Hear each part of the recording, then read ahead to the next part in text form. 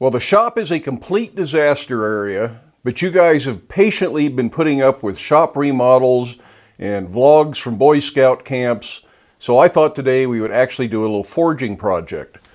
And while I'm trying to get to some of the projects in this book, The Secrets of the Forge, that we looked at the other day, the one I think I want to start with is made from sheet metal, and the instructions show cutting it out with a chisel. So I thought today we would make that chisel. So we will make the tool to do the project.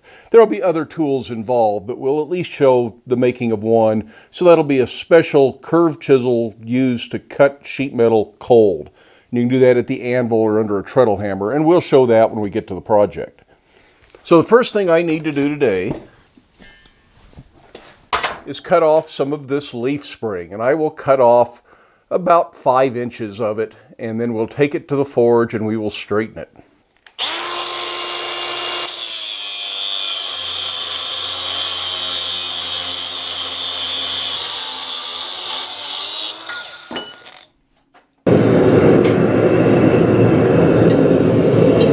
So let's go ahead and straighten this out.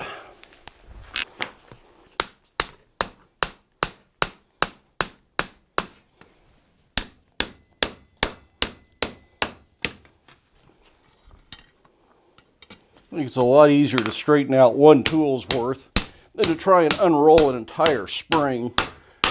But if you feel like unrolling a whole spring, go right ahead. This may actually be enough for 2 tools. I cut off way more than I needed.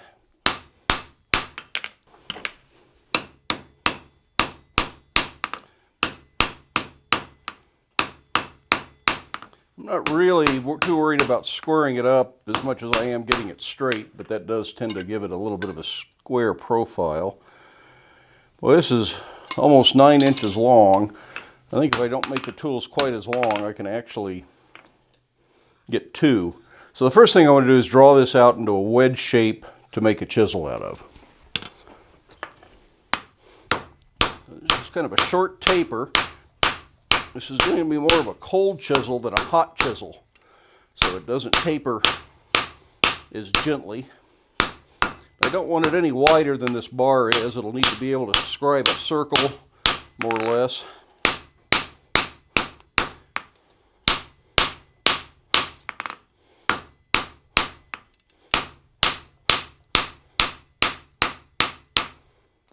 We've made lots of chisels before.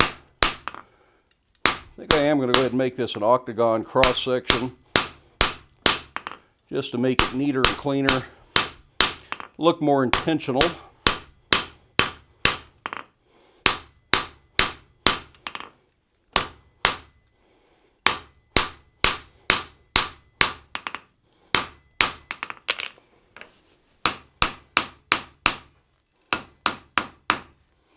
This is just a matter of aesthetics. It doesn't make the chisel work particularly better, although with the facets on it, it is easier to turn and hold in your hand, I think. So, in my opinion, it's probably a little bit better, but not something you have to do if you don't want to. Now I'm going to go ahead and put my touch mark on that. Now remember, I'm going to cut this in half later, make 2 tools, so I'm going to stamp it where it's out of the way for the second tool.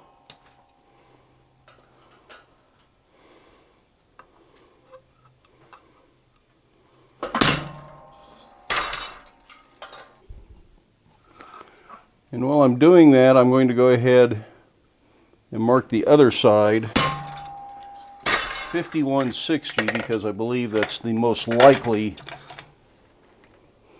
relative alloy for this. It may not be exactly, but I think most of this spring steel tends to harden just like 5160. It'll be something similar almost assuredly.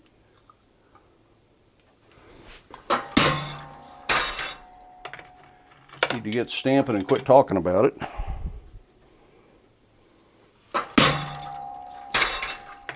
Since I cut this way too long and we can make 2 tools out of it, I'm going to go ahead and turn it around and we will just make another very similar chisel. These come in real handy if you make them in different widths. So this one's about 5/8 of an inch wide. I'll make another one that's about 3/8 of an inch wide. So it's a significant amount different. This will be essentially exactly the same process, except I'm going to taper it square first so that it ends up just being a skinnier chisel.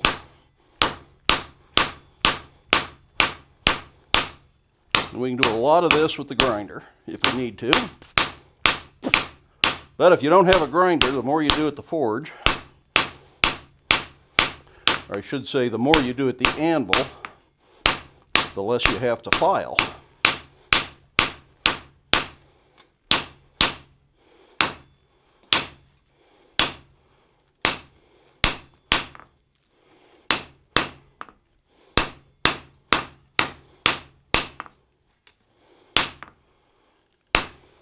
Again, I want to get it into a pretty nice octagonal shape.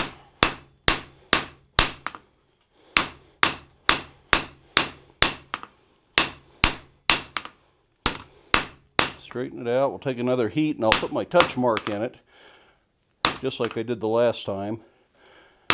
But I don't think we need to watch it twice.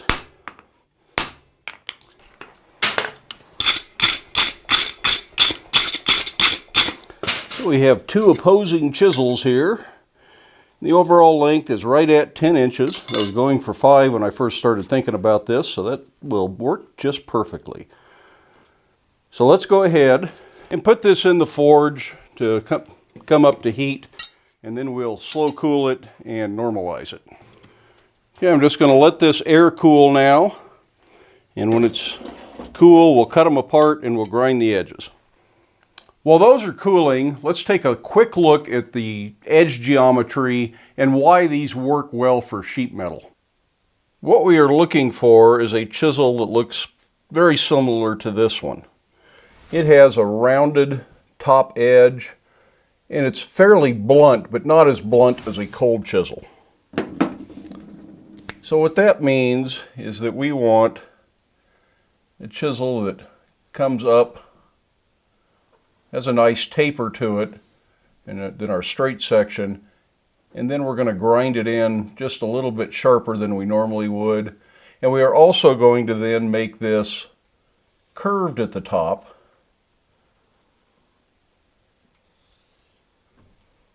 so that it's sharpened across here.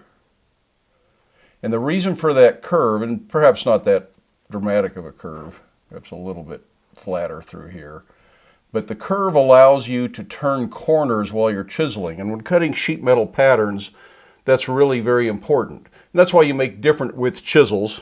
The smaller chisels cut tighter curves, and the wider chisels cut wider curves. And these are fairly short because they're generally used on cold material, so you don't need to distance your hand from the work, and you can get a little bit more control on the short chisel. Plus, these work under the treadle hammer if you have a treadle hammer. And we will talk about safety and handheld tools under the treadle hammer when we get to the butterfly project.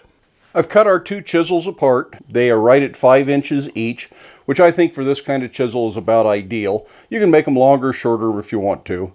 And now we just need to grind them. We need to clean up the end a little bit so that it's got a nice surface to strike. And once that's done, then we will turn them around and we will clean up the chisel end, but we aren't going to sharpen it yet. We're just going to get it cleaned up, make sure there's no hammer marks, no rough edges, and get the curve profile. But they really forge out to that curve almost perfectly before we go to grinding. I've taken our two chisels down to a 220 grit finish on the belt grinder. That makes them easier to clean up after we're done hardening and tempering. So hardening and tempering is our next step, and we're going to harden and temper these in the gas forge today, and then we'll quench and oil. I know from past experience that this is an oil quenching steel. This is a piece of spring I've used before and I've done tests. If it is a new material to you and it's something salvaged and you don't know what it is, take time to do the tests and do tests in air hardening, oil hardening, and water hardening to make sure you know what the appropriate quench medium is. Even though I'm not worried about hardening the struck end of the tool, I'm going to start by heating that so that I get a more even heat by the time the very thin edge is hot.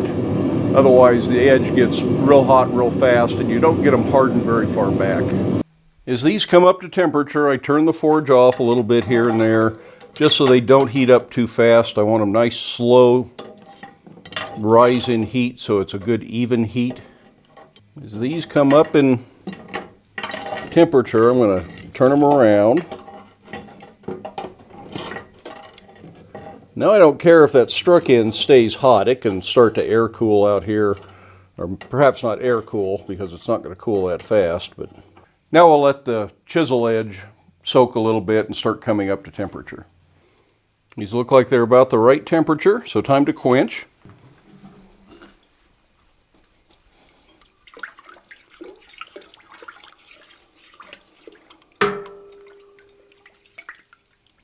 And you don't need to cool off the entire chisel. The struck end can stay unhardened.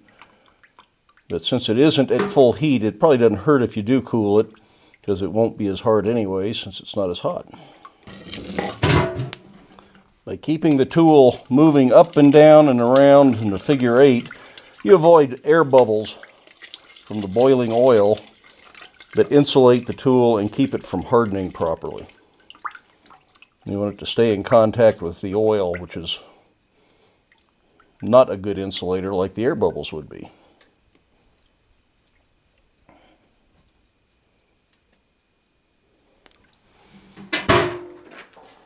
And as is my usual procedure, I'm going to put these in the toaster oven. I'm going to set it at 450, let them sit for an hour, and the timer will turn them off and they'll be just fine in the morning. And then we'll get back to our project. So that's a quick look at a couple of slightly curved chisels for cutting sheet metal with. This project will be made out of 1/8" sheet metal, and that's well within the range of cutting with a chisel. A lot of you are thinking right now, well, why not a plasma cutter, a bandsaw, shear? And I will talk about that a little bit more when we actually get to cutting the project out. But I will give you a little preview out of the book and show you the project that I'm talking about making, and hopefully in the next couple of days we'll get on to that.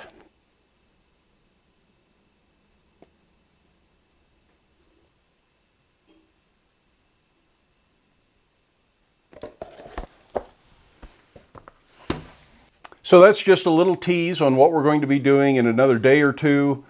It's going to be a fairly simple, straightforward project. I think it's a good place to start when you're working out of an unfamiliar resource like this. So we'll start with that, and then we'll work up to some other projects in the book. I hope you found making the chisels or the tools to do the project an interesting part of the process. If so, give the video a thumbs up. As always, I'd love it if you hit that subscribe button. Then try to make time to get out to your shop, make something, but stay safe, wear your safety glasses, and we'll see you for the next one.